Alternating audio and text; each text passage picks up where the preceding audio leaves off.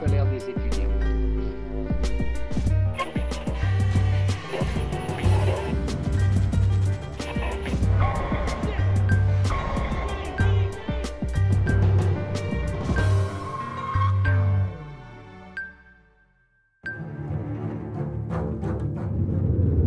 Jean-Marie Le Pen va empocher l'intégralité de l'héritage considérable d'Hubert Lambert. Il passe d'un univers de petits bourgeois sans le sou à un univers de parvenus millionnaires. Il y avait chez François Mitterrand une volonté philosophique d'équilibre, mais je n'exclus pas non plus un peu de malice, car c'était l'époque où il me disait « il faut qu'on trouve les moyens de diviser la droite, il faut les diviser », disait-il. J'ai servi en Algérie, j'en suis fier, avec honneur, et j'ai été décoré.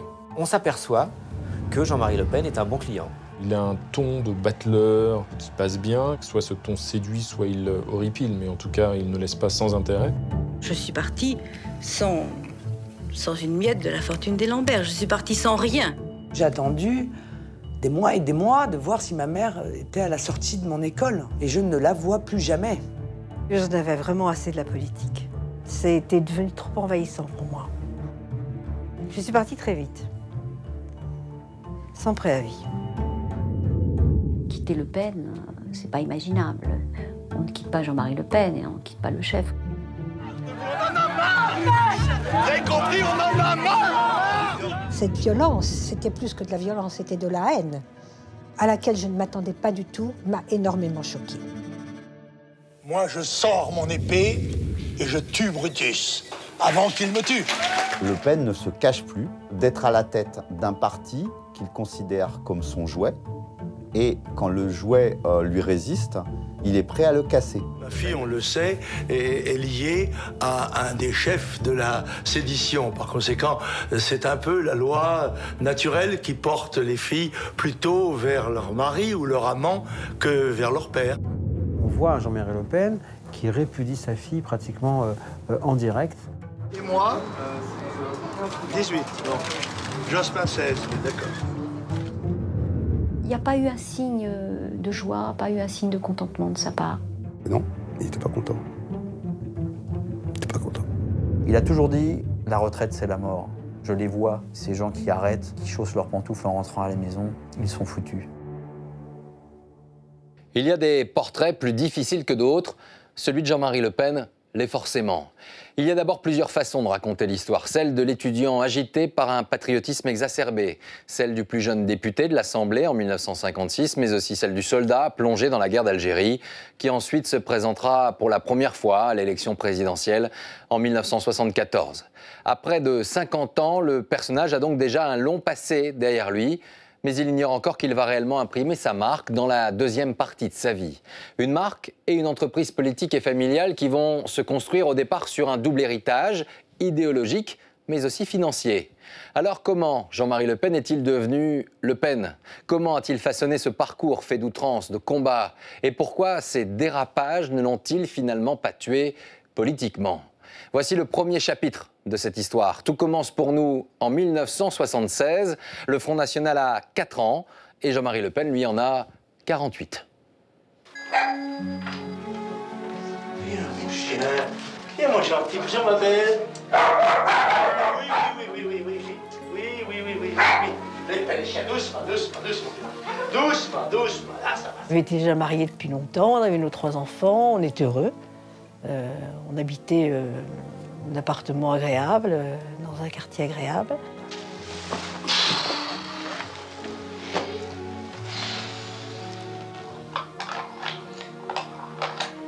Ah, ça fait du bien d'être à la maison.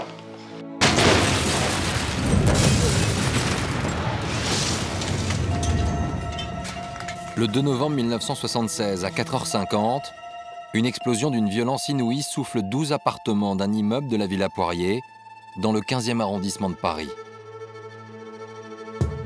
On s'est précipité à la fenêtre. On était vraiment sous le choc, quoi. Le claquage de l'escalier, du 3e jusqu'au 5e, était complètement n'existait plus, quoi. Et on a entendu une énorme explosion. Alors moi, j'ai pensé que c'était la fin du monde.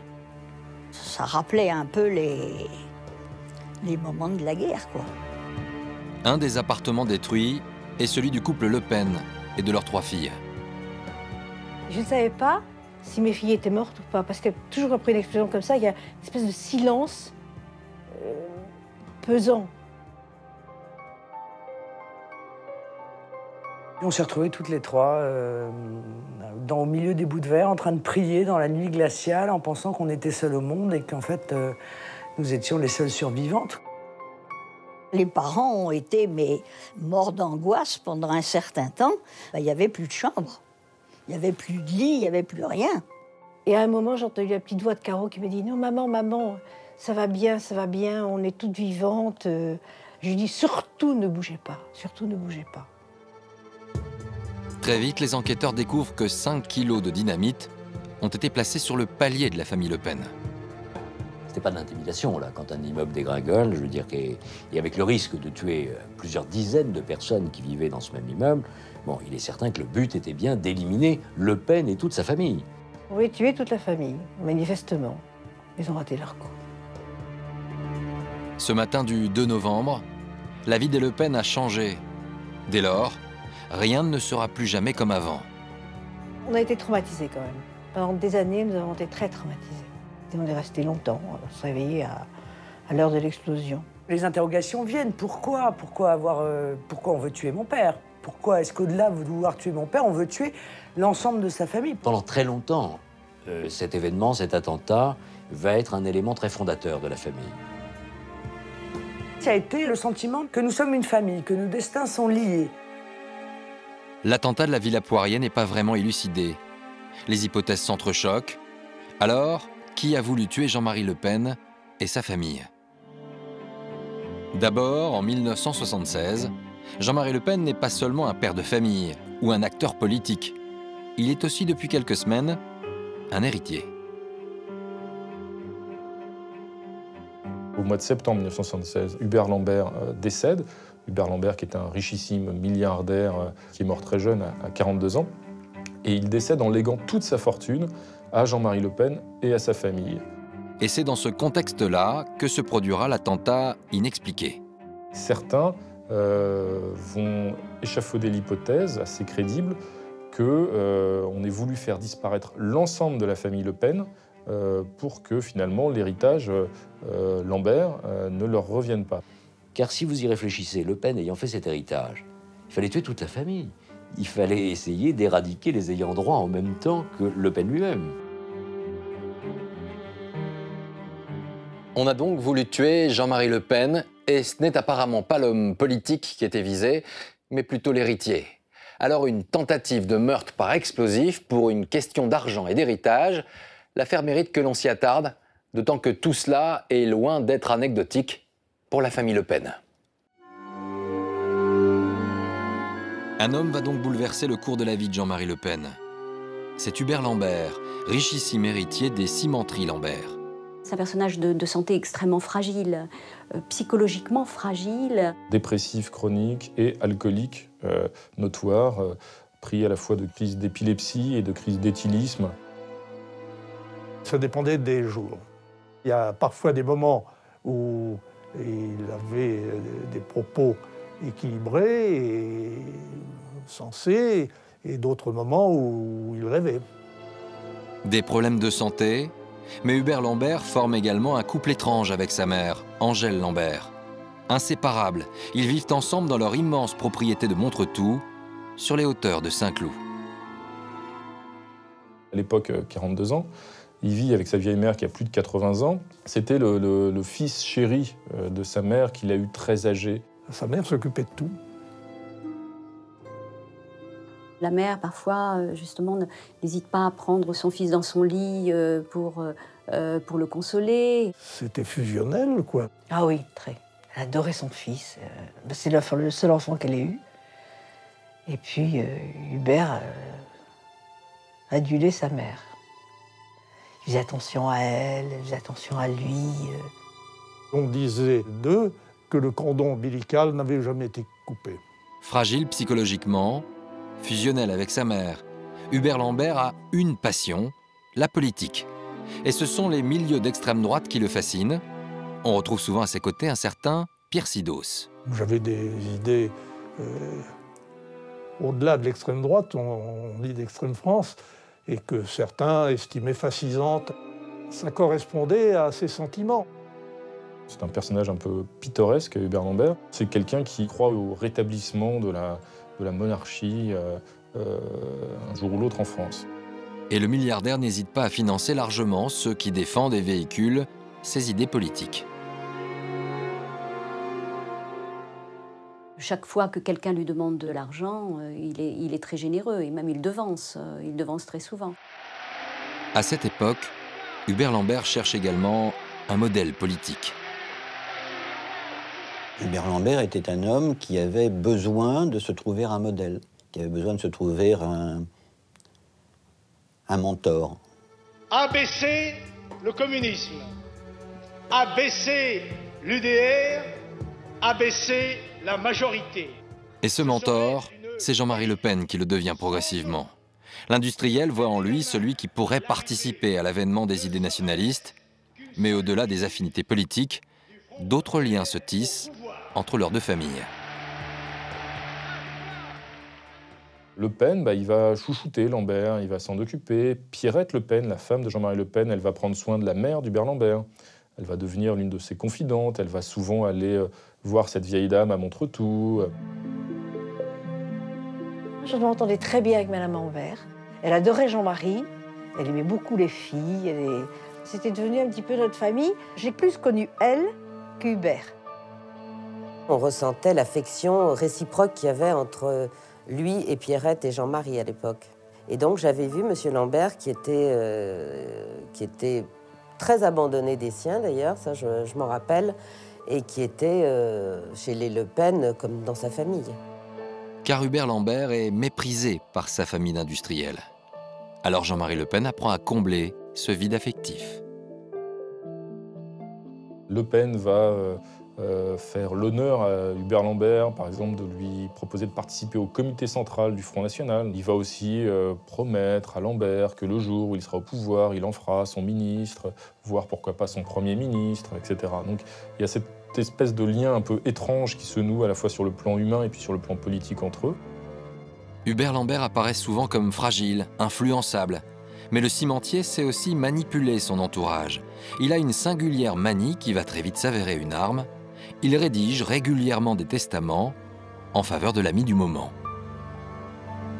Il y a un petit jeu aussi qui s'installe assez rapidement entre lui, sa mère et les milieux d'extrême droite. C'est-à-dire que, comme il est de santé fragile, que sa mère a un certain âge, ils font miroiter à plusieurs personnes le fait que peut-être qu'il pourrait être héritier.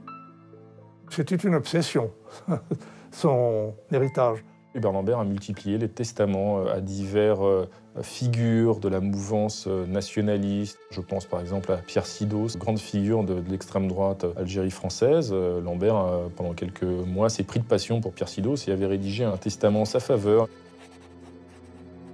C'est après que j'ai appris qu'il était dispensateur de son héritage concurremment vis-à-vis de personnes. Je ne sais pas s'il voulait les honorer ou s'il voulait les attacher. L'histoire avance, et une fois de plus, l'industriel va changer d'avis. Le 21 janvier 1976, il invite Jean-Marie Le Pen dans un grand restaurant parisien et lui annonce que cette fois, c'est lui qui est devenu son héritier. Hubert Lambert va rédiger un testament en faveur de Le Pen, un testament dans lequel il précise donc il lèguera toute sa fortune à Jean-Marie Le Pen si jamais il décède. Même Lambert m'avait dit, mais écoutez, voilà, vous serez nos héritiers. Enfin, Hubert avait 42 ans à l'époque. Bon, voilà, ça passe comme ça. Mais les choses vont se précipiter. Quelques mois plus tard, c'est d'abord Angèle Lambert qui disparaît. Un décès que ne supportera pas son fils. À son tour, le 24 septembre 1976, âgé de 42 ans, Hubert Lambert meurt d'une crise d'éthylisme mêlée à la prise de médicaments.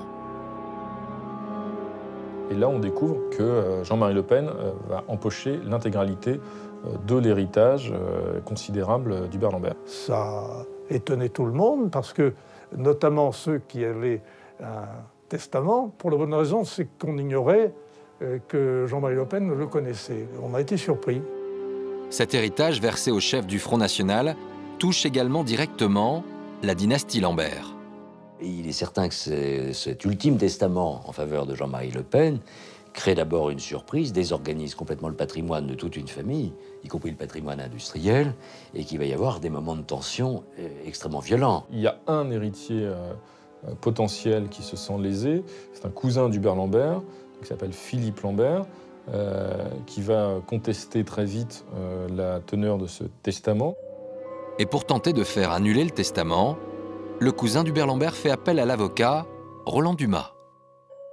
J'ai été sollicité par la famille Lambert, par Philippe Lambert, pour faire un procès à Jean-Marie Le Pen, dont il prétendait qu'il y avait un détournement de succession. Cette opération montée par M. Le Pen me paraît absolument scandaleuse.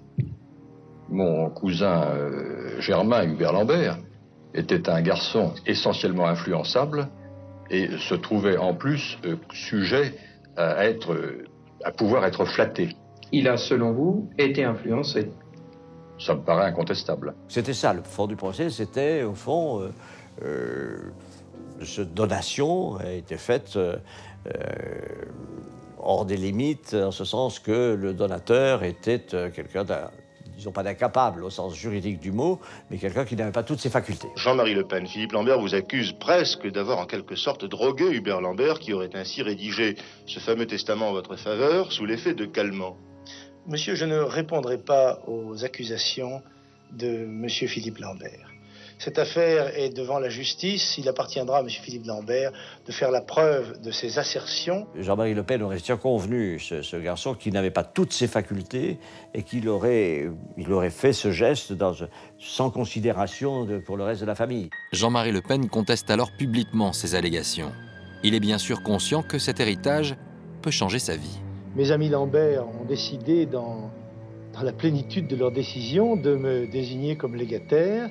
C'est leur droit le plus strict. Ce qui est mon devoir à moi, c'est de faire respecter leur dernière volonté et aussi de défendre leur mémoire contre ceux qui pourraient l'attaquer. Il est tout à fait possible qu'il ait vraiment poussé le bouchon très loin pour convaincre Hubert Lambert et sa mère de faire de lui l'héritier et que ça n'est pas exclu sur le terrain sentimental quelque chose de profond et de sincère. L'un n'empêche pas l'autre. La date du procès est alors fixée au mois d'octobre 1977. L'affaire a été fixée au tribunal de grande instance de Paris. Une audience a été prévue. Mais peu avant, surprise.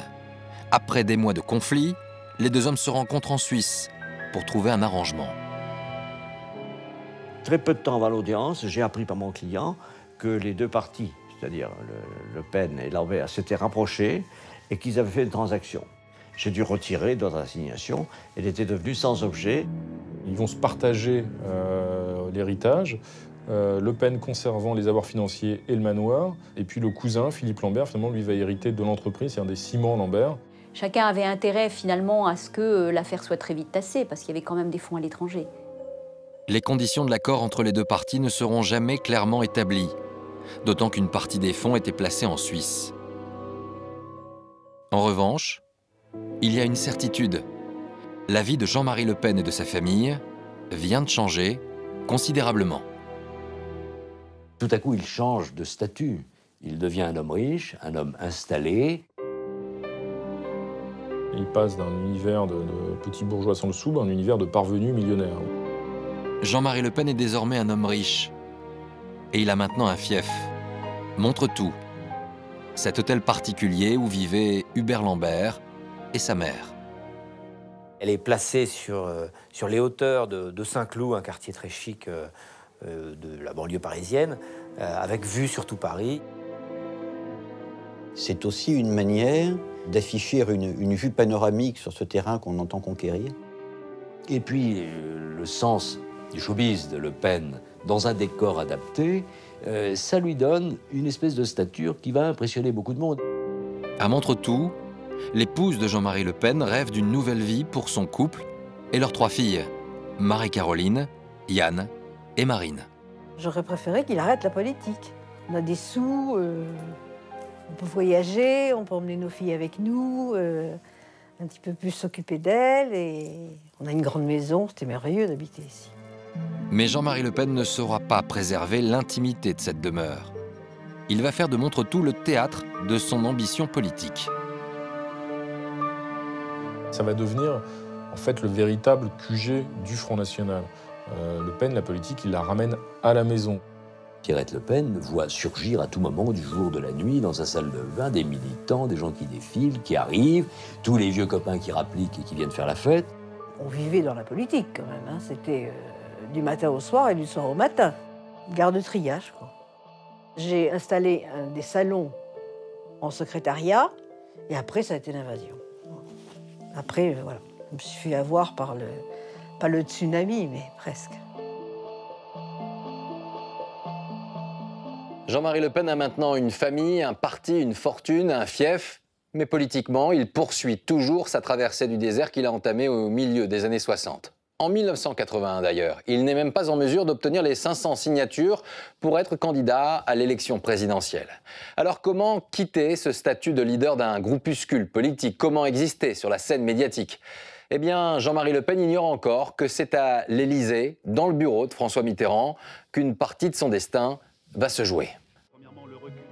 Au début des années 80, à la télévision, les personnalités politiques que l'on voit sont Georges Marchais, Raymond Barre, Gaston Defferre ou encore Jacques Chirac.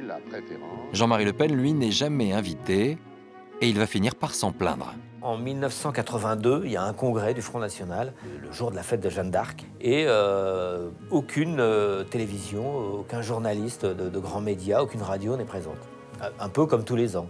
D'une manière assez routinière, Jean-Marie Le Pen envoie au président de la République en 1982 à François Mitterrand une lettre pour s'indigner que les médias ne couvrent pas les meetings et les manifestations du Front National. Et à la grande surprise de Jean-Marie Le Pen, le président de la République va lui répondre. Et voici la teneur de ce courrier. Palais de l'Élysée, 22 juin 1982, François Mitterrand écrit cette lettre.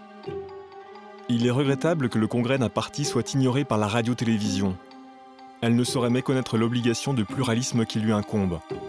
Je demande à Monsieur le ministre de la Communication d'appeler l'attention des responsables des sociétés de radio-télévision sur ce manquement dont vous m'avez saisi. François Mitterrand m'avait parlé de cette lettre en me disant que c'était assez injuste, que la démocratie ne doit pas s'arrêter là parce que quelqu'un vous déplaît ou tient un discours qui ne vous convient pas.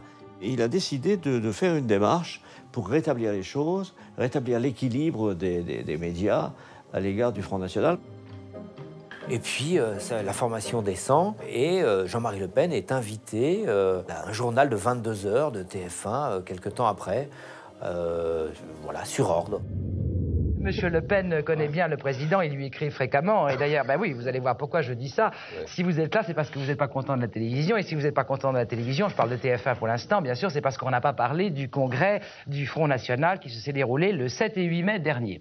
C'est bien ça. Oui. Bon, alors, comme vous n'étiez pas content, qu'est-ce que vous avez fait? Vous avez pris votre plus belle plume et vous avez écrit au président Mitterrand pour vous plaindre du non-respect du pluralisme sur les antennes de la télévision. Alors, monsieur Le Pen, est-ce que lorsqu'on croit à une télévision indépendante, on demande au président de vous donner un petit coup de pouce? Et c'est pas ça. Oui, quand la télévision dépend entièrement de l'État, oui. Je prends acte de la réponse du président de la République. Il a fait plus court que moi. Je lui avais écrit une longue lettre, mais je dois reconnaître que je considère, dans le sens profond du terme, la réponse qui m'a été faite, je crois qu'elle est très importante et que... Jean-Marie Le Pen prend acte de ce geste de François Mitterrand. Mais alors pourquoi le président de la République a-t-il fait ce choix? D'abord parce que les deux hommes se connaissent depuis quelques années. Depuis 1956 précisément. À l'époque, Jean-Marie Le Pen est le benjamin de l'Assemblée, sous l'étiquette poujadiste. Ils ont été parlementaires et des acteurs de la période de la 4e République. Ils ont été des opposants radicaux au gaullisme. Il n'y a pas un véritable antagonisme politique, oui, mais personnel, non, entre Mitterrand et Le Pen. François Mitterrand, lors d'un entretien que j'ai eu avec lui, m'a dit Jean-Marie Le Pen a une culture classique, c'est un bon tribun. Comme moi, il a une grande culture littéraire, je le connais, je savais que ça serait un bon tribun. Il avait un certain respect pour Jean-Marie Le Pen en disant, à une époque où les choses se délitaient en France, le seul homme politique de droite qui fasse la politique, c'est Le Pen. Il disait, c'est un homme politique de premier plan. Mais finalement, si François Mitterrand a répondu aussi rapidement à Jean-Marie Le Pen, c'est aussi qu'il y voit un intérêt politique personnel. Il y avait chez François Mitterrand une volonté philosophique d'équilibre, mais je n'exclus pas non plus un peu de malice, car c'était l'époque où il me disait il faut qu'on trouve les moyens de diviser la droite. Il faut les diviser, disait-il. Mitterrand est un machiavélien, donc par conséquent, s'il pensait que ça pouvait le servir à l'émergence du Front National, il l'a sûrement fait. Dans la mesure où vous fabriquiez, où vous laissiez faire une extrême droite active, intelligente, qui savait débattre, vous créiez dans ce climat une division qui nous valorisait, nous. C'était du calcul politique. Jean-Marie Le Pen vient donc de faire son apparition sur la scène médiatique. Et il va savoir parfaitement en tirer parti. Et je dois dire, en vous remerciant de m'accueillir, que je voudrais un jour de temps en temps parler aux gens qui ne se couchent pas après 11h du soir, c'est-à-dire quand même l'immense majorité des Français, soit à midi, soit à l'émission de 20h. On s'aperçoit que Jean-Marie Le Pen est un bon client. Il a un ton de battleur qui passe bien. Soit ce ton séduit, soit il horripile, mais en tout cas, il ne laisse pas sans intérêt. Le pouvoir politique n'a plus besoin d'inciter qui que ce soit pour qu'il soit invité. Il est invité lui-même, quoi. Jean-Marie Le Pen va donc tracer progressivement son chemin médiatique. Mais c'est le 13 février 1984 qu'il va véritablement entrer dans l'arène politique. Il est ce jour-là l'invité de l'émission incontournable de l'époque, L'heure de vérité. Inviter Jean-Marie Le Pen à une émission comme L'heure de vérité à l'époque, c'est donner une tribune, incontestablement, à quelqu'un qui n'est encore qu'aux marges de la politique. Donc ça lui donne effectivement une tribune tout à fait inespérée. C'était un grand honneur. Et pour cette première grande sortie médiatique, Jean-Marie Le Pen met aussi en scène sa famille. Ses 3 filles et sa femme Pierrette l'accompagnent. Jean-Marie nous l'avait demandé. Il était fier de nous, je suppose. 3 filles blondes, jolies quand même. Pourquoi pas les montrer? Nous participons à cette émission parce qu'il est aussi important de montrer que nous sommes une famille unie, nous sommes une famille solidaire. Il joue beaucoup sur ses filles, sur sa femme, sur leur blondeur, pour adoucir peut-être son personnage politique. Pour le leader du Front National, l'enjeu est important. C'est l'occasion de se faire enfin connaître du grand public. Dans la cabine de maquillage, avant, Jean-Marie Le Pen me dit « J'ai l'impression que je vais repasser l'oral de mon baccalauréat ». Un examen de passage qui aurait pu ne pas avoir lieu, car cette invitation du leader d'extrême droite fait réellement débat. Dans l'histoire de l'heure de vérité, qui est quand même l'émission politique qui a duré 11 années, c'est la seule fois où nous avons voté entre nous pour savoir si on invitait ou si on n'invitait pas Jean-Marie Le Pen. Et ça a vraiment été voté ric-rac. Hein. Cette invitation, vous le savez, ne fait pas plaisir à tout le monde. Et il y a actuellement, devant cette maison, des manifestations. Le Parti communiste la considère comme indécente et appelle au boycott. Le Nouvel Observateur ajoute « Il aurait mieux valu l'ignorer ». Il y avait un escadron de gendarmerie, une compagnie de CRS, des bruits d'attentats. Hein, c'était... je veux dire, on avait un peu l'impression qu'on rejouait comme climat certaines phases de la fin de la guerre d'Algérie. Car au cours de cette émission, certains sujets tabous vont être pour la première fois abordés frontalement à la télévision, comme celui de la torture en Algérie. J'ai là un rapport sur lequel j'aimerais avoir votre avis pour savoir si les faits sont exacts ou non du commissaire principal d'Alger. Très spontanément, un certain nombre de gens me disaient « Vous allez interroger Le Pen, c'est la première fois qu'on va le faire.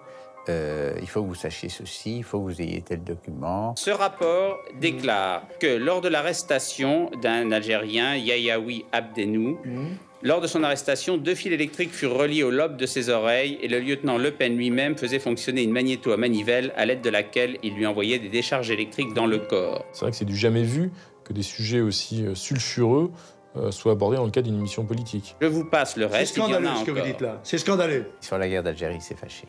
Où a-t-il témoigné de cela? J'ai copie de ce qui... C'est scandaleux, c'est une provocation policière.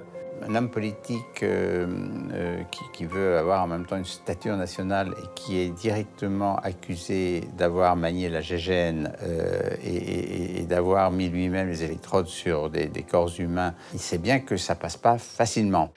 J'ai servi en Algérie, j'en suis fier, avec honneur et j'ai été décoré. Je crois que personne ne peut venir réclamer des comptes sur la violence de la guerre, sur les nécessaires obligations imposées par la hiérarchie militaire et politique du temps. Il ne nie pas, il noie. Il ne répond pas sur ce qu'il a fait lui, il répond d'une manière générale sur ce qu'il fallait faire à l'époque pour défendre son pays. Ce soir-là, Jean-Marie Le Pen ne va pas s'en tenir à répondre aux questions. Il a la ferme intention de marquer les esprits autrement. On imaginait qu'il y aurait à un moment quelque chose dont l'objectif était de casser tous les rituels. Mais on ne savait pas à quel moment ça arriverait. Et je voudrais, puisque dans ce domaine, les silences sont souvent plus pesants que les discours, moi aussi me lever à mon tour pour tenir une minute de silence, ou quelques instants de silence au moins, pour, en mémoire de tous ceux qui sont tombés, des dizaines de millions d'hommes tombés dans le monde sous la dictature communiste, et d'avoir une pensée fraternelle à l'égard des millions d'hommes qui sont dans les camps et au goulag. On s'est levés comme des soldats, nous. Moi, je suis journaliste et je continue à poser mes questions, si vous le voulez bien. Je voudrais aborder les thèmes économiques. Alors, je voudrais poser une question particulièrement sur les restructurations industrielles. C'est difficile de savoir quelle est la bonne réaction à avoir. Ça se passe en un quart de seconde.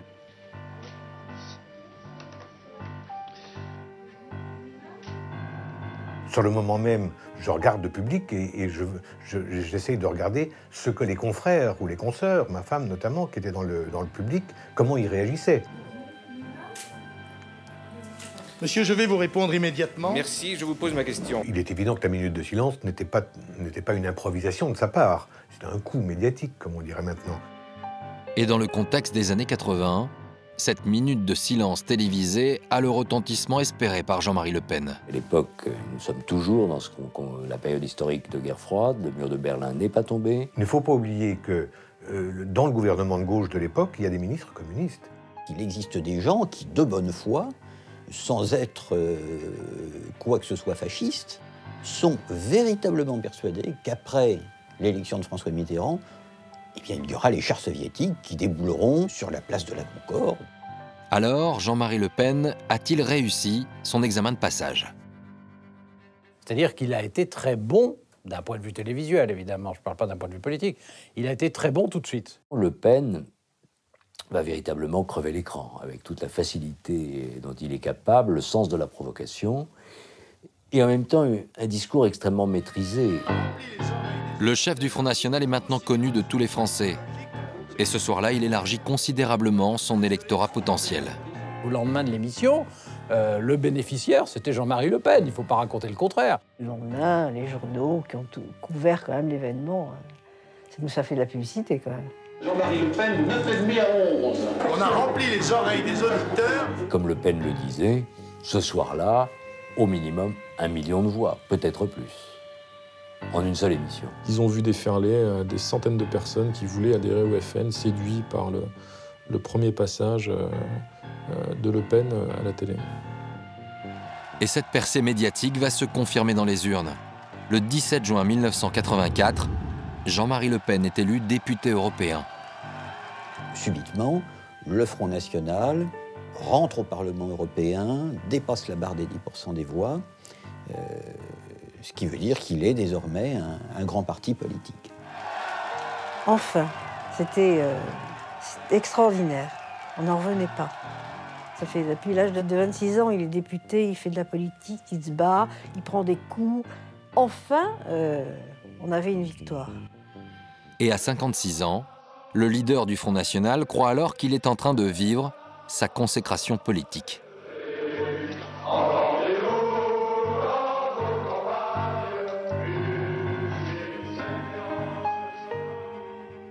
Après 30 ans de vie politique et des années de traversée du désert, Jean-Marie Le Pen connaît donc enfin le succès électoral. Mais la vie politique accapare tellement le leader du Front National qu'il en oublie sa vie personnelle et familiale. Il ne sait pas encore que c'est de l'intérieur que l'entreprise Le Pen va être déstabilisée. Le 10 octobre 1984, au petit matin, alors que la maison est encore endormie, Pierrette Le Pen quitte secrètement montre tout. Je suis partie très vite, sans préavis. Tout ça a pris la tournure d'une fuite.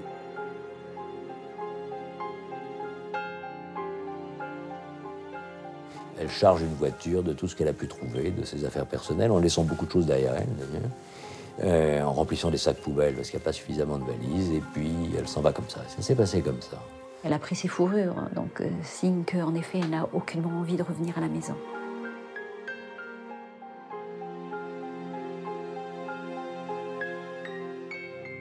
Pour Marie-Caroline, Yann et la plus jeune, Marine, la fuite de leur mère est un véritable choc. C'était un mercredi.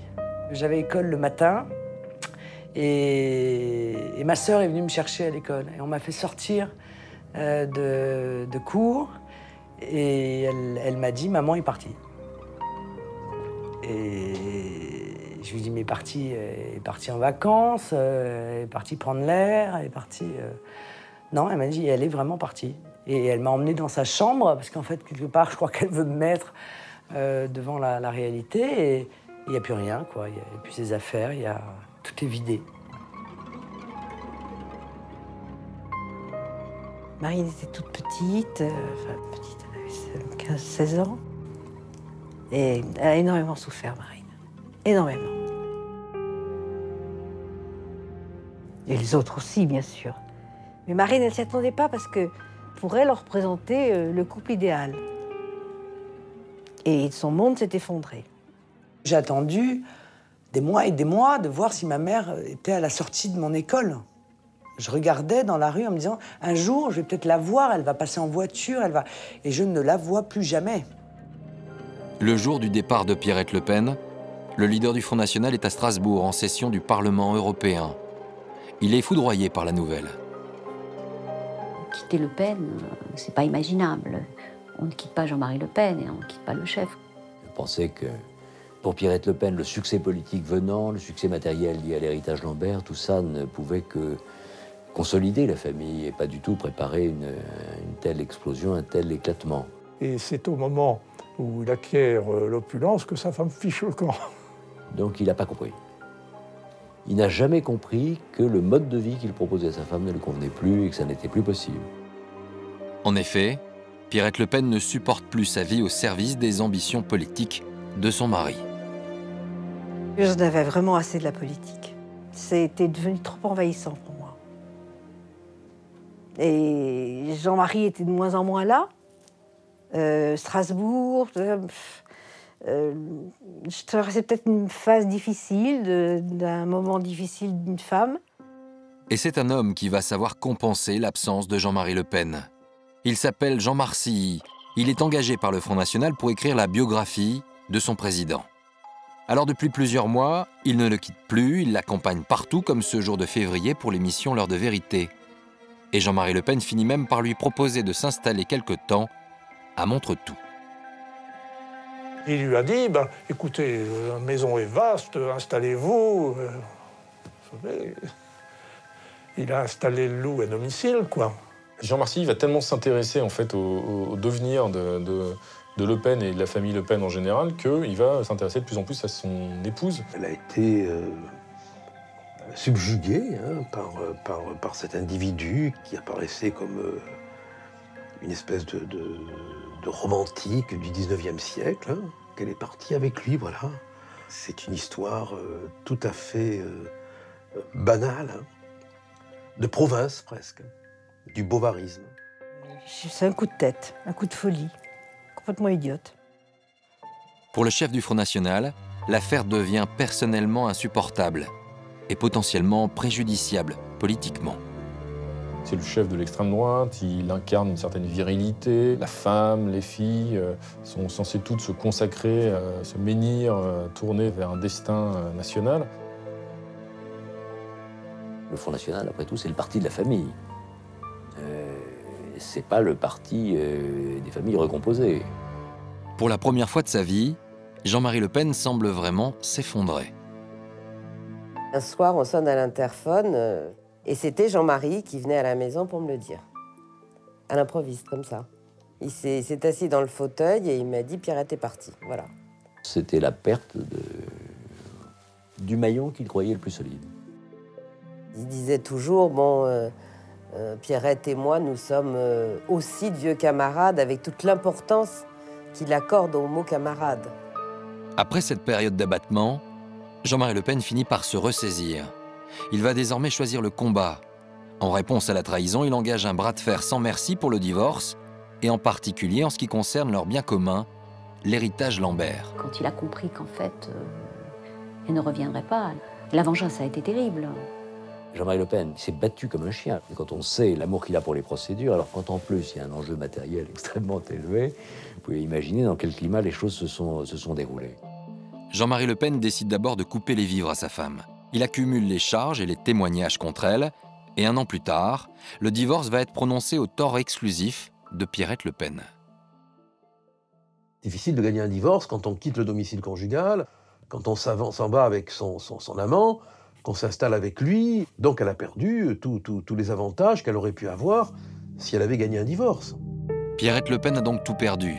Elle fait cependant appel du jugement et décide, conseillée par son amant, d'utiliser les médias pour se défendre. Jean Marcy entend bien convaincre Pierrette Le Pen qu'elle a sa part de cet héritage et qu'il faut utiliser tous les moyens pour arracher à Jean-Marie Le Pen une partie de tout ça. Je suis partie sans une miette de la fortune des Lambert. Je suis partie sans rien. Et j'attends toujours, même depuis 1 an, de récupérer mes propres effets, sur quoi Maître Collard essaie de récupérer mes propres affaires. Pendant 4 ans, le divorce va s'enliser sur fond de guerre médiatique. Et en avril 1987, dans le journal Playboy, Jean-Marie Le Pen s'amuse même des déboires financiers de son ex-femme. Si elle manque d'argent, elle n'a qu'à faire des ménages, dit-il. Alors 2 mois plus tard, dans le même journal, Pierrette Lalanne, ex-Le Pen, va lui opposer un droit de réponse assez spectaculaire. Le 12 juin 1987, la rumeur de cette publication arrive jusqu'à Montretout. On sait depuis la nuit qu'il y a un problème avec cette publication, Playboy en l'occurrence. Il y a quelques idées sur le contenu, mais enfin évidemment il faut se procurer le plus rapidement possible le document et il va bien falloir le lui montrer. Oui. Et c'est Laurent de Saint-Affrique, alors proche conseiller de Jean-Marie Le Pen, qui se charge de cette tâche délicate.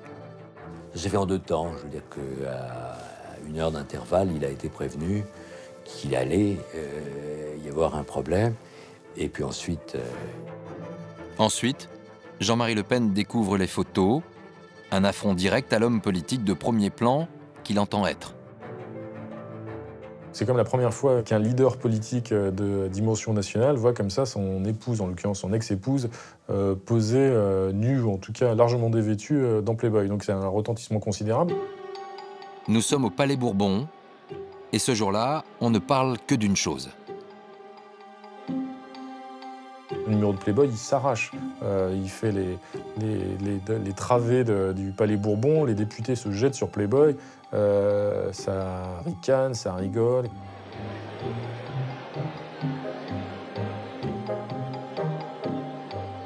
Le premier réflexe de Le Pen, en regardant les photos de Pierrette Le Pen, ça a été de dire au fond, c'est elle qui se dégrade, c'est pas moi.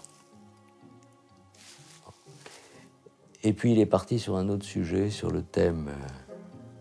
J'ai eu quelques échos de l'Assemblée nationale. Il y en a qui disent, il s'emmerde pas Le Pen, elle est pas mal, Pierrette Le Pen. Mon mari m'insulte dans Playboy, je réponds avec les armes que j'ai. Il ne cesse de me harceler judiciairement, et alors je me défends encore avec les armes que j'ai. Je le fais sciemment, je règle des comptes. Maître Collard est là, c'est mon avocat, et nous ferons ensemble ce qu'il faut au moment où il faudra. On a affaire à un couple qui va offrir le spectacle de sa querelle. Et chacun va utiliser les médias pour s'insulter, pour plaider finalement le divorce sur la place publique. On voit un couple se déchirer et ne plus réfléchir. Tout ce qui les intéresse, c'est se faire du mal l'un l'autre, en prenant le monde en témoignage, quoi. C'est l'impudeur totale. J'étais furieuse, contre lui, contre la politique, contre plein de choses. Et lui aussi, bien sûr, parce que c'est moi qui l'ai quitté, il était foudrage, il ne comprenait pas. Voilà, alors, donc on s'est blessé, on s'est fait du mal. Voilà, ça a été horrible. Ça fait beaucoup souffrir mes filles. Je regrette. Et les 3 filles Le Pen vont dès lors inconditionnellement prendre le parti de leur père. 15 jours après la parution de Playboy, Marie-Caroline, Yann et Marine attaquent leur mère dans Paris Match. Les 3 filles ont fait des réactions publiques qui étaient extrêmement violentes. À l'époque, elle est mise au banc de la famille. Hein. Les 3 filles se liguent contre la mère et font le choix du père. Nous nous soudons autour de notre père parce que nous trouvons que c'est elle qui a tort. C'est le clan Le Pen qui exfiltre cette scandaleuse. C'est dans ce climat d'extrême tension familiale que Marie-Caroline, la fille aînée du couple, se marie à la Trinité-sur-Mer à la fin du mois de juin 1987. Mademoiselle Marie-Caroline Le Pen, consentez-vous à prendre pour époux Monsieur Jean-Pierre Hugues Raymond Gendron? Uni. Au moment de la lecture de l'état civil des époux, il est clair que Pierrette Le Pen a disparu de la vie familiale. Et Marie-Caroline Le Pen, assistante parlementaire, née le 23 janvier 1960. Car concernant la mère de la mariée, il n'y a plus aucune information. Et de Pierrette Lalin, sans autre renseignement, d'autre part. À l'église, aux côtés de Marie-Caroline et de son époux, il n'y a donc qu'une seule figure, celle de son père. Jean-Marie Le Pen va désormais tout miser sur son aîné. C'est pour Jean-Marie Le Pen l'assurance d'avoir quelqu'un à ses côtés qui fait partie de la famille, sur lequel il peut s'appuyer. Le Pen l'a incité, poussé à faire de la politique, il l'a aidé, il lui a donné des circonscriptions, il l'a encouragé, etc. et tout, parce qu'il misait sur elle pour faire vivre la marque Le Pen. Il peut peut-être transmettre l'appareil, parce qu'il n'est pas question pour lui de le laisser ou de le léguer à quelqu'un qui ne fait pas partie de son clan.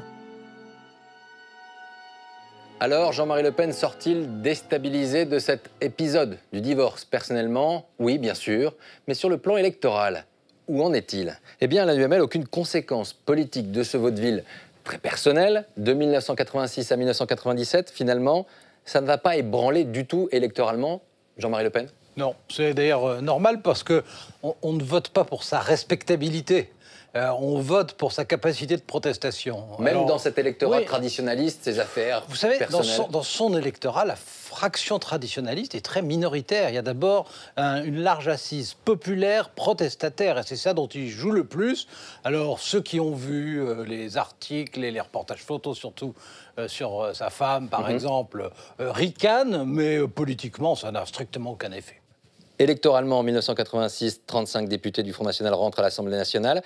Il va vouloir aller plus loin, Jean-Marie Le Pen. On va parler de certains dérapages. On va d'abord l'écouter. C'était en 1987. Nous sommes le 13 septembre. Il était alors l'invité d'RTL. On l'écoute. Je me pose un certain nombre de questions et je ne dis pas que les chambres à gaz n'ont pas existé. Je n'ai pas pu moi-même en voir. Je n'ai pas étudié spécialement la question. Mais je crois que c'est un point de détail de l'histoire de la Deuxième Guerre mondiale. Qu'est-ce que vous vous dites, Alain Duhamel, quand d'abord vous entendez ces propos? Quelle est votre première réaction? Pour être vraiment sincère, je crois que c'est à peu près ce que j'ai entendu de pire en 40 ans. En 40 ans d'analyse politique, c'est la phrase... Je crois que c'est la phrase qui m'a le plus sincèrement choqué. Alors, je voyais très bien tout son raisonnement, toutes ses hésitations, toutes ses précautions. Je n'ai pas étudié moi-même, c'est de la blague, tout ça. Il savait très bien de quoi il s'agissait.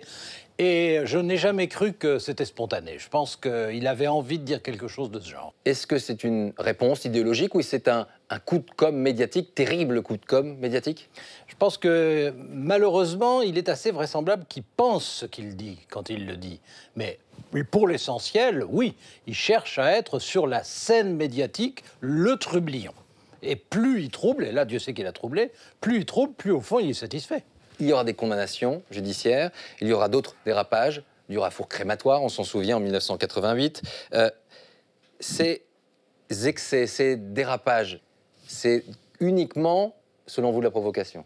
Il y a cette idée qu'au fond, il veut être le dernier défenseur d'une société et d'une France qui a disparu. Ne pas être l'homme de droite de plus? Non, il veut être une sorte de conservateur fort en gueule de la France telle qu'elle était avant les années 30, avec un empire colonial, avec une grande armée, totalement indépendante, patriote, aveugle aussi, mais ça ne l'intéresse pas. Je crois qu'il y a cette idée-là, et puis il y a une autre idée, qu'il est fasciné par son propre talent.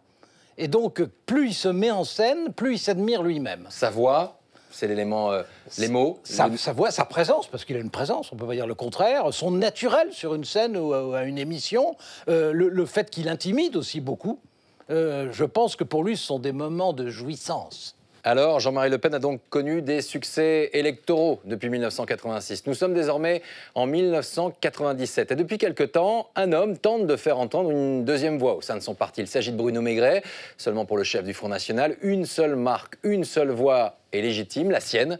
Une fois encore, c'est de l'intérieur que l'entreprise Le Pen va se retrouver déstabilisée. Nous sommes le vendredi 30 mai 1997. Le dernier jour de campagne de l'entre-deux tours des élections législatives. Et Marie-Caroline Le Pen est arrivée en tête au premier tour dans la circonscription de Mantes-la-Jolie, en banlieue parisienne. Son père décide ce jour-là de venir la soutenir. Au moment de son arrivée, ses partisans et un groupe de manifestants s'invectivent. Et lorsque la voiture de Jean-Marie Le Pen arrive, elle ne s'arrête pas au bon endroit. Alors que le groupe des pro-lepénistes était très identifiable, la voiture de M. Le Pen aurait dû aller s'arrêter devant eux. Ils se sont arrêtés juste en plein milieu du groupe des contre-manifestants. On aurait dû aller plus loin, rejoindre les partisans du Front National, mais M. Le Pen, pensant que nous étions arrivés à destination, au point prévu, est sorti de sa voiture. On voit Le Pen sortir de la voiture et se rendre compte d'un seul coup qu'il n'est pas au milieu de ces manifestants, qu'il ne peut pas sortir en lançant les bras en l'air comme il fait dans ce genre de situation. Jean-Marie Le Pen est furieux et immédiatement la situation tourne à l'affrontement. Tout se passe très vite, tout se passe très vite. Nous, on a vu les manifestants courir vers la voiture. À ce moment-là, moi, je me suis éjecté de ma voiture et puis son garde du corps privé est sorti également. Moi-même, j'ai été obligé de repousser donc, de la jambe un des manifestants. Et là, c'était donc la bousculade, quoi. Il est remonté vers nous, en bras de chemise avec ses gardes du corps, et tous ceux qui se trouvaient au travers du chemin ont pris qui des coups de chaussures, qui des coups de bâton.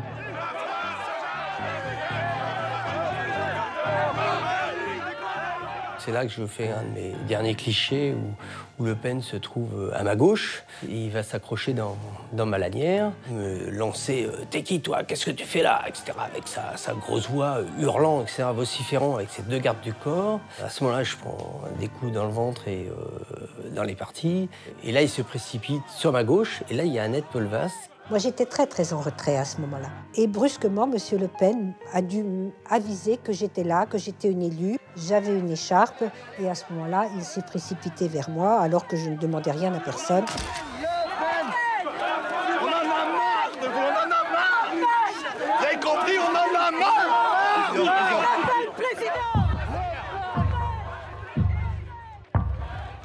Cette violence, c'était plus que de la violence, c'était de la haine, à laquelle je ne m'attendais pas du tout, m'a énormément choquée.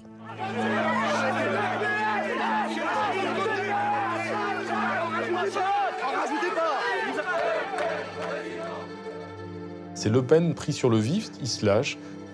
Il est à la fois exaspéré par ce climat, etc. En même temps, c'est calculé, c'est-à-dire qu'il est ravi d'afficher sa force brute, sa virilité, sa dimension de chef qui n'a pas peur d'aller au combat. Il refait toujours un peu l'Algérie, hein, Le Pen. Alors, c'est pas l'Algérie, c'est Annette Polvas-Berjal sur le marché de Mantes-la-Jolie. Et la séquence n'est pas terminée. Les incidents se poursuivent. Tu vas voir ta pète! Je vais te faire courir, moi, tu vas voir le rouquin là-bas! Hein? PD! Quelqu'un qui est un chef de parti, qui prétend à cette époque-là un jour gouverner la France, à longueur de discours et de tribune, et qui fait le coup de poing. Voilà, c'est l'expression de la culture politique du Front National portée par Jean-Marie Le Pen à ce moment-là. Vous avez été l'homme quasiment jusqu'à vous-même, vous mettez à la bagarre. Ah ben, dans la mesure où on m'agresse, moi, j'ai jamais eu peur d'un autre homme, ni même de plusieurs. Et c'est ça la nature profonde du personnage. Ah, ça me rajeunit. Mais la contre-manifestation prend tellement d'ampleur que Jean-Marie Le Pen est finalement obligé de se réfugier dans un café avec ses troupes et sa fille.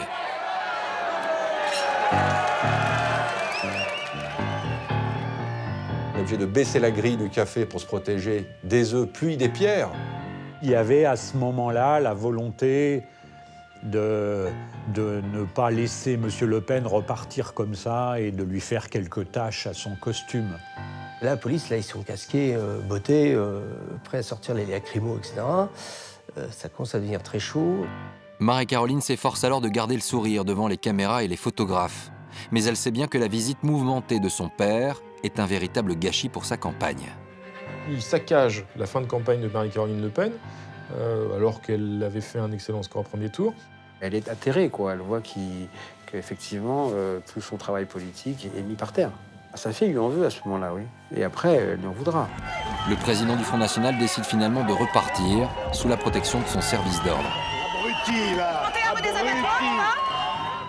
Et il y a une opération d'évacuation qui est organisée par son service de sécurité, par ses gardes du corps, comme peut-être jamais ils ont vraiment dû en faire une.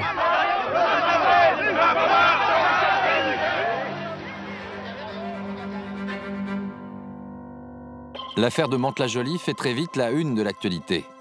Jean-Marie Le Pen se retrouve alors sous la menace de 2 années d'inéligibilité, ce qui l'empêcherait de se présenter aux élections européennes de 1999. Pour faire face à ce scénario, il a alors une idée bien à lui, et il va la proposer à l'Université d'été du Front National au mois d'août 1998. Il a laissé entendre, et il le confirme à Toulon, à l'Université d'été, que s'il n'est pas en mesure de conduire la liste du FN aux européennes, il choisira sa femme, Jeannie Le Pen, pour conduire cette liste. Jeannie Le Pen, la nouvelle épouse de Jean-Marie Le Pen depuis 1991. C'est son épouse que le président du Front National pourrait désigner comme tête de liste aux prochaines élections européennes. Alors c'est un choix qui surprend, parce que Jeannie Le Pen, c'est tout sauf une femme politique. Je serai un bon petit soldat, s'il faut, je le ferai à mon corps défendant, mais s'il faut, j'essaierai d'être capable d'être digne de cette mission. Il me dit, tiens, et pourquoi toi tu serais pas tu portes mon nom? J'ai dit, mais moi je suis complètement ignare en politique, qu'est-ce que c'est que cette histoire? Et tu portes mon nom, voilà, tu serais mon étendard. Il se dit, on a voulu empêcher un Le Pen, ce sera quand même un Le Pen ou une Le Pen, le nom de Le Pen, qui portera la liste. C'est la préférence familiale. Le FN, pour lui, c'est une entreprise familiale. Ce qui compte, c'est la marque Le Pen plus que le Front National. Mais si Jean-Marie Le Pen tente d'imposer son épouse, c'est aussi qu'il a une autre idée en tête. À partir du moment où il dit « je ne vais pas y aller, mais je vais demander à Jeannie d'y aller », c'est évidemment une provocation. À l'encontre de Bruno Maigret, c'est tout à fait clair. Bruno Maigret, le numéro 2 du parti. Il ne cache plus ses ambitions depuis quelque temps. Et il revendique en cas d'empêchement du leader, la place de tête de liste. Maigret commence à monter dans l'appareil, il dirige les services qui comptent. Il met en place, à l'intérieur du paquebot, une véritable contre-hiérarchie. C'est la naissance d'une marque concurrente, en quelque sorte. Il y a toujours la marque Le Pen, évidemment, qui est la marque dominante du FN, mais il y a une autre marque qui commence à s'imposer, c'est la marque Maigret. Il a cherché à prendre l'appareil du front, petit à petit. Et à l'Université du Front National, Bruno Maigret va vouloir aller plus loin, en affichant sa différence. Je pense que la candidature de Jeannie Le Pen n'est pas une bonne idée et je suis moi-même candidat à cette responsabilité. Je pense qu'à ce moment-là, il tombe dans un piège tendu par Jean-Marie Le Pen, qui sait parfaitement comment provoquer Bruno Maigret. Vous savez, au Front National, c'est le président qui établit la liste des européennes et qui la conduit, en général. Et je pense qu'il n'y a pas de raison que cela change. C'est la première fois que Bruno Maigret sort du bois et officiellement affiche une ambition rivale et susceptible de contrecarrer les plans de Le Pen. Maigret fait sans doute une erreur, là, de précipitation. En tout cas, le coup qu'il lui porte est jugé comme une trahison. Il a trahi parce qu'il était trop ambitieux, il voulait vite gagner. Alors Jean-Marie Le Pen va en profiter pour remettre les points sur les « i » et rappeler qui est à ses yeux le chef incontesté du parti. Il n'y a qu'un seul numéro au FN, c'est le numéro 1, élu à l'unanimité par le Congrès. Il hurle ça en plein soleil à la tribune, tandis que tout au fond, à l'une des tables du banquet, Maigret est tout recroquevillé avec quelques-uns de ses fidèles, il fait semblant de ne pas entendre. Si Dieu me prête vie... C'est le Führerprinzip. Le principe du Führer, c'est le chef qui décide et sa volonté doit s'imposer à tous. Le parti en interne n'est pas démocratique. Et les choses ne vont pas en rester là. La fronde a même pris de l'ampleur. Le 5 décembre 1998, à la Maison de la Chimie à Paris, c'est l'heure du Conseil national du FN, un conseil national qui va tourner à l'affrontement entre le péniste et maigretiste.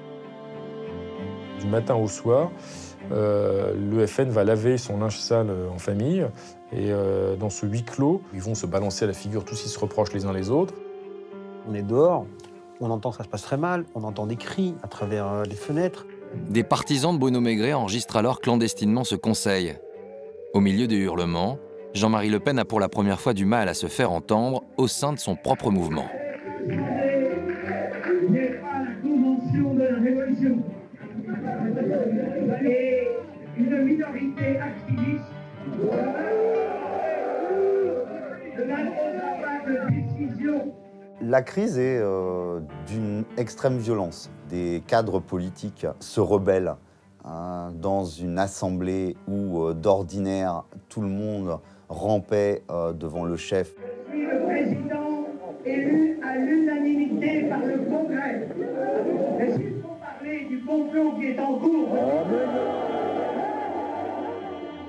Ça dérape. Le Pen est tué, il est sifflé, il est conspué. C'est la première fois. Je demande à mon secrétaire départemental du 94, salarié du Front National, de bien vouloir ne pas m'interrompre. Et toi? Évidemment qu'il voulait prendre la place de Le Pen. Il s'était dit, voilà, on arrive le 5 décembre 98, on prend la place de Le Pen, on les fout en l'air le jour même, et puis on y va. Il dit, mais vous n'aurez pas le Front National. Voilà, vous n'avez aucune légitimité pour cela. Et à l'issue de cette journée de crise, cette fois le Front National explose. Jean-Marie Le Pen n'hésite pas à appuyer sur le bouton qui va faire imploser son parti. À ma demande, le bureau exécutif a suspendu de leur qualité d'adhérents, en attendant leur comparution devant nos instances disciplinaires, messieurs Bruno Maigret, Jean-Yves Le Gallou, Philippe Olivier, Franck Timmermans, Serge Martinez. On a tous été exclus, bien sûr, oui, nous avons tous été exclus. Pour rester seul maître à bord, Jean-Marie Le Pen vient donc d'hypothéquer l'avenir de son parti. Il était amputé de la partie de ses cadres qui était probablement la mieux formée idéologiquement, la plus active, et qui, de manière non accessoire là aussi, était souvent la plus jeune.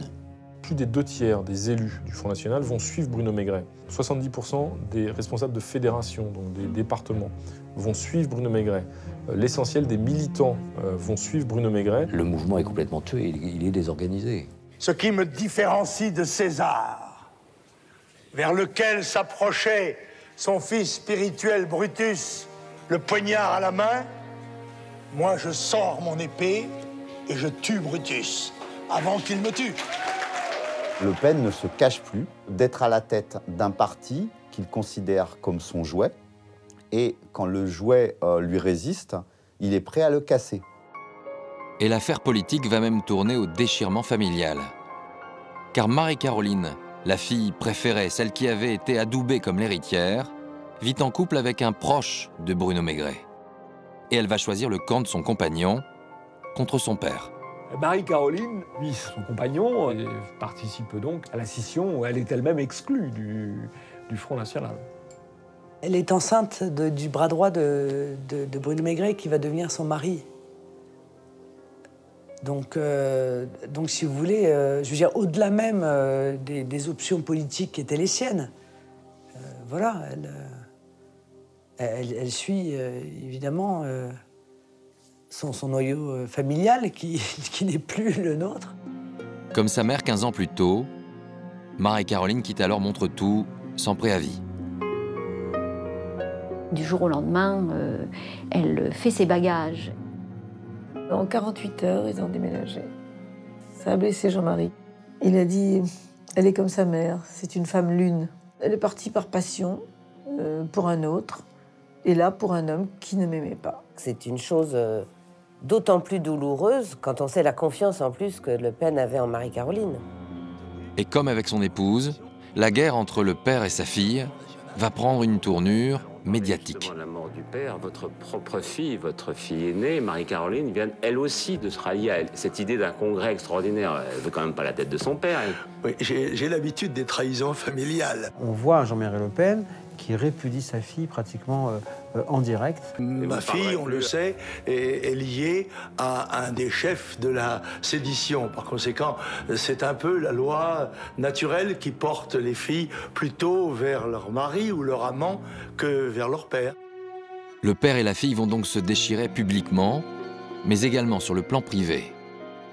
Avec tout d'abord la SERP, la société d'édition de disques qu'avait créée Jean-Marie Le Pen dans les années 60. Il avait confié la gestion de cette société à sa fille.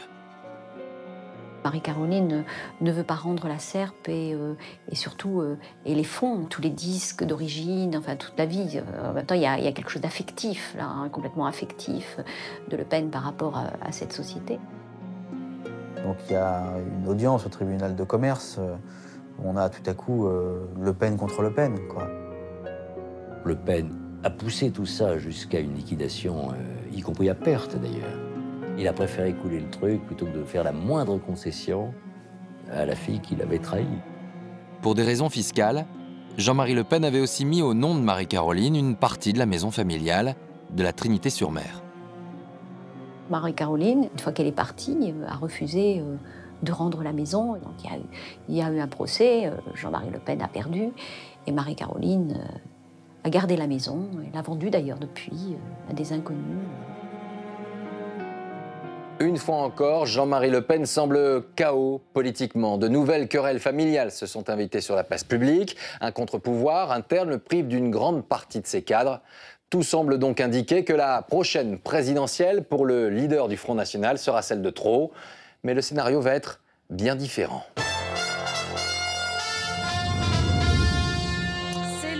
De choisir. Depuis 8 heures ce matin, les bureaux de vote sont ouverts pour le premier tour de la présidentielle. 64 000 bureaux pour 40... Le 21 avril 2002, la France vote.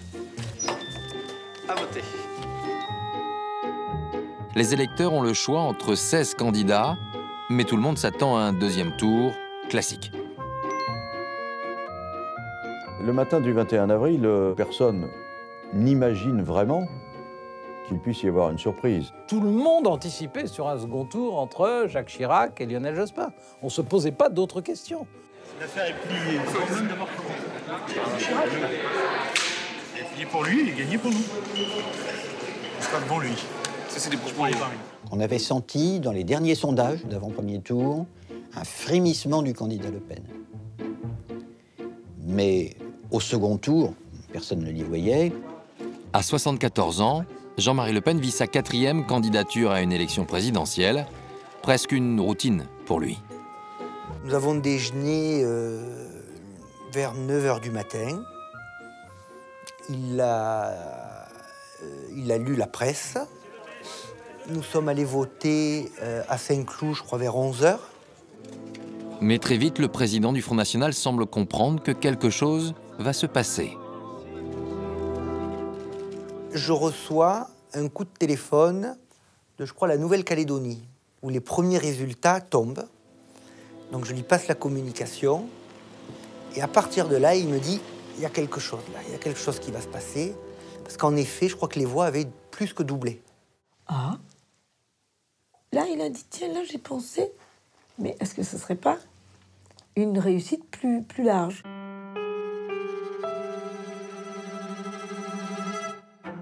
En attendant les résultats, Jean-Marie Le Pen passe l'après-midi dans la maison où il vit avec sa femme Janie, à Rueil-Malmaison. On est venu boire un verre, 5 ou 6 ou 7 ou 8 personnes, boire un verre en mangeant des petits sandwichs au jambon dans le jardin. Il faisait beau, je me souviens. Et c'est tout. Bon, il s'est retrouvé seul, il veut être tranquille. Au fur et à mesure que la journée avance, la tendance en faveur du président du Front National se confirme. Vers 5 heures, elle a reçu un coup de téléphone d'une amie, une dame, qui était maire d'un village, qui reflète toujours à peu près le score final. Et cette dame a téléphoné, écoutez, Jean-Marie, il faut que je vous dise, chez nous, vous êtes le meilleur score. Ensuite, il m'a dit, on va se préparer, on va y aller tôt, au bureau. Nous partons vers 18h30 au paquebot. Et là, en effet, encore dans la voiture, on reçoit encore des coups de téléphone qui pressentissent, si vous voulez, le résultat. Au paquebot, le siège du Front National, les journalistes présents commencent aussi à recevoir les premières estimations des instituts de sondage. Vers 18h20, 18h30, on commence à avoir cette information que des premiers dépouillements, Le Pen pourrait être au second tour. Bon, on attend de voir. On sent une certaine fébrilité. Si jamais il y avait des événements importants, il va falloir constituer rapidement une cellule. Oui, tu m'as dit, moi je suis à ta disposition. Sur le deuxième tour, en toute hypothèse. Oui, oui, mais... Là, monsieur Le Pen, s'il vous plaît. Monsieur, s'il vous plaît. On dit que c'est le grand soir, alors, pour vous, ce soir. On dit ça. Nous arrivons au paquebot. Une foule incroyable de voitures, de caméras. J'ai jamais vu une chose pareille. Et moi, sur les côtés. Et moi, 18. Non. Jospin 16, d'accord. Ok, ça marche. Avant 19h, Ipsos nous a dit, voilà, maintenant c'est irrémédiable. La tendance ne faisait que s'accentuer. Marine Le Pen est déjà au siège du Front National et elle ignore encore que la tendance s'est confirmée. Et il me fait un clin d'œil. D'accord, c'est pas très révélateur. Et je le vois s'engager dans l'escalier, monter dans le bureau. Il me dit, mais j'ai quelque chose à écrire. Je suis monté dans son bureau, et il me refait un clin d'œil, mais appuyé. Et je dis, mais... Et il me dit, on y est.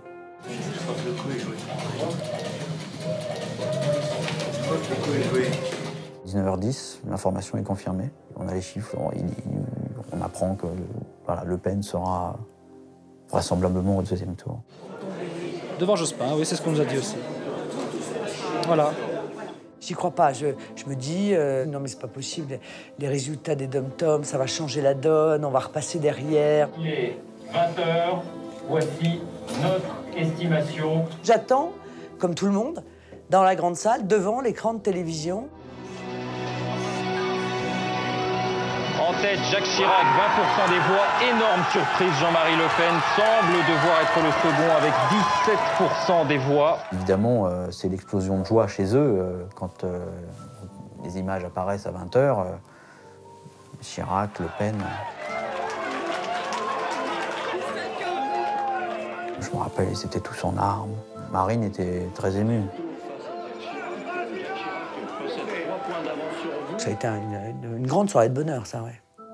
C'est une ambiance incroyable, des cris, du champagne partout, des chants. Une ambiance de folie.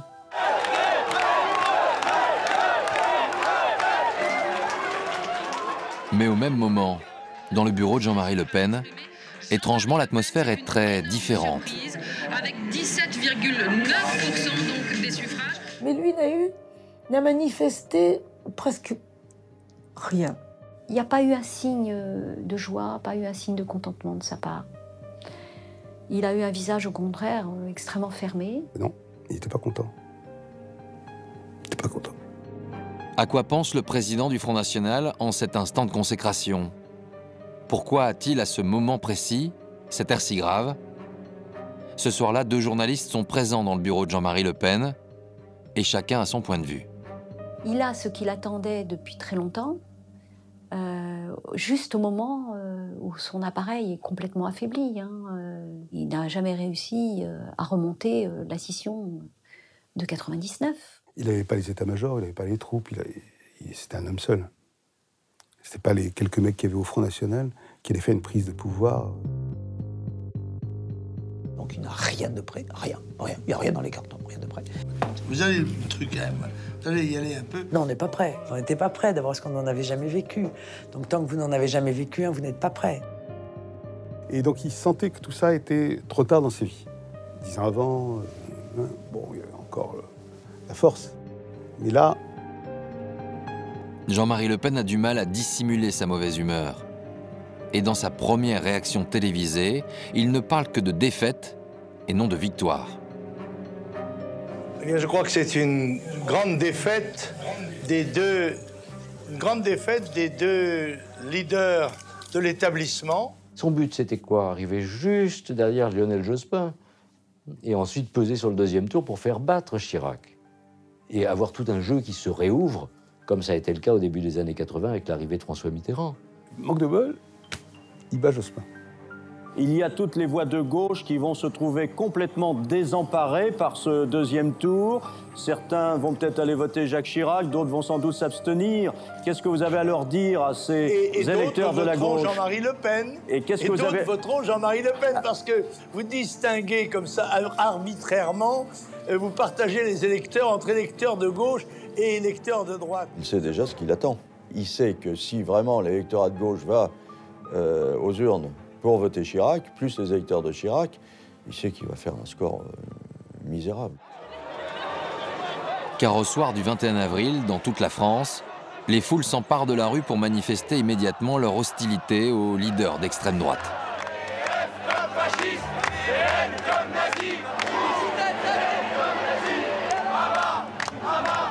Aux dernières nouvelles, le cortège se dirigerait plutôt vers République maintenant. Et il est en train de comprendre le soir même qu'il y a toutes les chances qu'il ait assuré comme ça la réélection extrêmement facile de Jacques Chirac.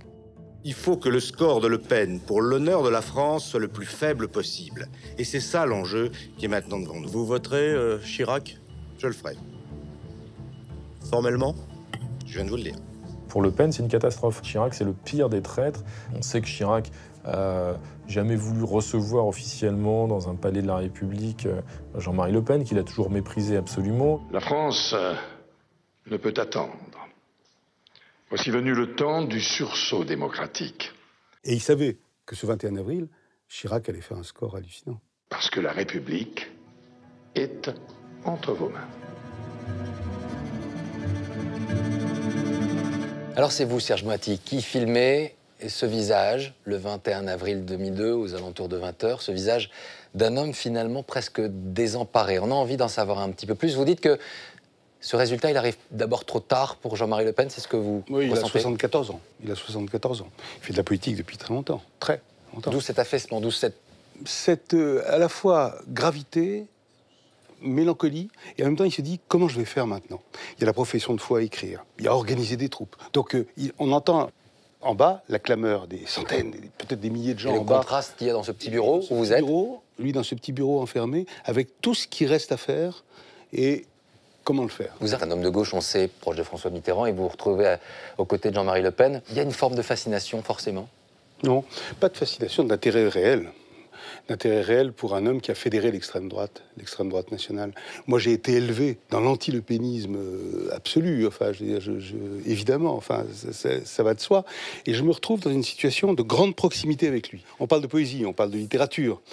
Il me rappelle par moments Mitterrand. Donc un homme cultivé. Très cultivé, et ça a énervé tout le monde quand j'ai dit ça. Je me suis fait traiter. Oui, vous avez dit sympathique. Oui, je maintiens. Quand vous dites sympathique, qu'est-ce que vous trouvez de sympathique? Il est marrant, il fait des blagues, il est très cultivé, il raconte des anecdotes, il raconte des souvenirs. C'est-à-dire qu'il a un côté assez chaleureux. C'est pas un homme froid, c'est pas un techno. Il est de la grande tradition des politiques romanesques. Et moi, je suis dans cette attitude-là comme un cinéaste plus que comme un journaliste. Alors justement, vous, ça ne vous trouble pas à l'intérieur? Ça me bouleverse. Ça me bouleverse à l'intérieur. Comment voulez-vous que ça ne me trouble pas? On le sait tous, enfin des phrases qui résonnent encore à nos oreilles comme des scandales. Évidemment, pour moi aussi, qu'il suffise de déporter, qu'il suis juif, etc. Le détail, je peux pas oublier le détail. Comment voulez-vous que j'oublie le détail? C'est pas parce qu'un mec dit des choses, c'est pas parce qu'un monsieur dit des choses comme ça, qu'on ne peut pas, en même temps, dire mais putain, mais il est pas antipathique en même temps. Vous voyez, c'est ça la vie et la complexité de la vie. La complexité, c'est aussi que ça, les pires instincts, il les flatte avec ces déclarations-là, avec ces phrases-là, et ça ne lui fait pas perdre dans les différents. Au contraire. Ça lui fait pas perdre, c'est un signe de rassemblement. Mais c'est un type qui, à une époque où la politique est d'une fadeur absolue, enfin, je veux dire, par moment, enfin, etc., il a incarné quelque chose et il a dit quelque chose de très important sur l'identité nationale. Et ceux qui n'ont pas senti ça, n'ont pas compris à quel point c'était important que quelqu'un dise, avant tout le monde, que la nation, ça voulait dire quelque chose. Enfin, vraiment, même d'une manière agressive, d'une façon pas bien, etc. Il a posé la question de l'immigration. Ça veut dire quoi, l'immigration? Ça veut dire quoi, la fragilité de l'identité nationale? Ça veut dire quoi? Et c'est important de l'avoir posé en ces termes, lui, et termes qu'il fallait, évidemment, combattre. L'extrême droite a toujours existé dans ce pays, toujours. C'est un vieux fond culturel, un vieil héritage culturel. Ça veut dire qu'elle peut perdurer au-delà de Jean-Marie Le Pen? Évidemment qu'elle peut. Et vous allez voir. Surtout si elle s'appelle Marine Le Pen? Si elle s'appelle Marine Le Pen, vous allez voir. Vous allez voir, on peut avoir des surprises comme le 21 avril avec Marine. Le 21 avril 2002 est donc un tournant dans la vie de Jean-Marie Le Pen, son apogée politique. Et c'est à ce moment-là qu'il choisit de lancer sa dernière fille, Marine Le Pen, dans cette arène médiatique qu'il affectionne tant. Les Français vont donc la découvrir ce soir. Nous sommes le 5 mai 2002. Je suis dans un couloir, à la vigie me dit on n'a pas assez de personnes pour aller sur les plateaux, il faut qu'on en ait partout, sur toutes les radios, etc. Il faut absolument que tu y ailles. Je dis ça va pas, non. Je suis directrice du service juridique, moi. Je vais essayer sur le plateau pour...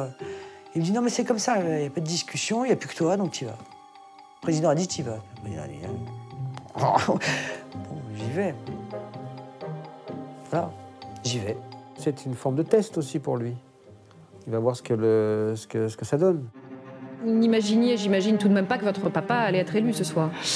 Bah, écoutez, nous avions quelques raisons de l'imaginer avant effectivement de voir la France se transformer en camp de rééducation psychologique, ce qui a été le cas depuis 15 jours. Je crois qu'à l'époque, il n'y a pas d'idée de passation du pouvoir. Il y a l'idée de mettre à l'épreuve. C'est le 15e anniversaire de la mort de Dalida et je trouve que la classe politique lui rend un vibrant hommage. C'est parole, parole, parole. Et le test semble satisfaisant aux yeux de Jean-Marie Le Pen. Marine Le Pen, qui est une enfant aussi de la génération de l'audiovisuel, qui de toutes les façons a toujours vu son père faire, eh bien, elle est tout à fait à l'aise, hein, comme un poisson dans l'eau, face à la caméra. On leur a dit que si Jean-Marie Le Pen était élu, les rivières s'arrêteraient de couler, le soleil ne se lèverait plus, ce serait le début de l'ère glaciaire. D'un coup, ça devient, comme on dit, une cliente. Et hop, elle est invitée partout. Voilà, on s'arrache Marine Le Pen. Et peu à peu, Marine Le Pen va s'imposer comme l'héritière naturelle du Front National. On ressemble beaucoup à son père, dans le caractère, dans les gestes. J'accuse l'UMPS de livrer nos compatriotes à une insécurité sociale, physique et aujourd'hui sanitaire destructrice. On dit tiens, ça y est, voilà, il y a quelqu'un qui s'exprime un peu comme le père, enfin avec les outrances en moins. Elle est son père, moins la culture politique, moins le passé de l'extrême droite. À partir de là, elle peut offrir à la marque Le Pen une forme de lifting. Et Marine Le Pen va s'employer à moderniser et à lisser l'image de l'entreprise familiale, tout en restant fidèle à l'idéologie de son fondateur. Je pense qu'elle est dans la ligne droite de son père, tout en étant elle-même, avec ses enfants, sa féminité, sa jeunesse. N'aurait-elle que 10% de l'expérience de son père captée à la table familiale, en quelque sorte? C'est largement suffisant pour faire illusion un certain temps. Seulement, Jean-Marie Le Pen est-il vraiment prêt à passer la main? Durant plusieurs années, la réponse a été clairement non. Il a toujours dit « la retraite, c'est la mort ». Je les vois, ces gens qui arrêtent et qui chaussent leurs pantoufles en rentrant à la maison, ils sont foutus. Dans 10 ans, vous le voyez comment, le Front National? Dans 10 ans, je vais vous dire ça, je le vois plutôt bien parti. Avec qui à sa tête? Ah, j'en sais rien, peut-être Le Pen, qui sait. Vous avez vu... Jean-Marie ou Marine? Jean-Marie, pourquoi pas? Vous voulez m'enterrer, je suis pas mort. Bah, c'est pas évident, enfin, je veux dire, c'est sa chose, c'est son bébé, c'est lui qui l'a créé. Il n'est pas un président du Front National, il est le seul président que le Front National ait connu. Mais à 82 ans, Jean-Marie Le Pen sait qu'il n'est pas éternel. Alors il lui faut bien envisager l'après. Même s'il se refuse à l'adouber officiellement, le jour où il annonce qu'il n'entend plus se lancer dans une nouvelle course présidentielle, il choisit de poser devant un photographe. Et qui retrouve-t-on à ses côtés? Marine, bien sûr. Il a dû avoir une sorte de jalousie par moment. Enfin, à la fois, ma fille était patente, et bien, parce que c'est la fille qui n'a pas trahi, en plus. C'est la fille qui n'est pas... Il ne faut jamais oublier ça. Et il l'aime, quoi. Je crois qu'il l'aime beaucoup. Mais c'est sa mort qu'il voyait inscrite aussi. Sa disparition. Finalement, pour Jean-Marie Le Pen, la seule issue supportable, c'est sa fille. Il a fini par se laisser convaincre que probablement c'était la meilleure solution. C'est la solution qu'il souhaitait pour la raison que l'on sait, la conservation de la marque, le fait que s'il y a encore quelque chose à gratter un jour, ça restera dans la famille et que ça passe pas chez les étrangers. Tout au long de ces années, le clan familial s'est divisé, déchiré. Mais l'essentiel pour Jean-Marie Le Pen, c'est aujourd'hui la transmission. Faire perdurer la marque Le Pen. Un jour, il y a bien longtemps, nous étions sur la terrasse du bureau de Jean-Marie Le Pen à Saint-Cloud. Il m'avait dit ce jour-là, mais en regardant en l'air, comme si on regardait la marque Le Pen s'étalant sur une usine, vous voyez. Qu'est-ce que ça peut valoir tout ça? Bon, il regardait le ciel. Mais il voyait le siège du mouvement avec une énorme pancarte Le Pen. C'était un siège social, c'était pas un parti politique. C'était l'équivalent d'une usine familiale, le fondateur, qui a eu l'idée de génie, qui l'a commercialisé, qui a fondé quelque chose destiné à durer des siècles.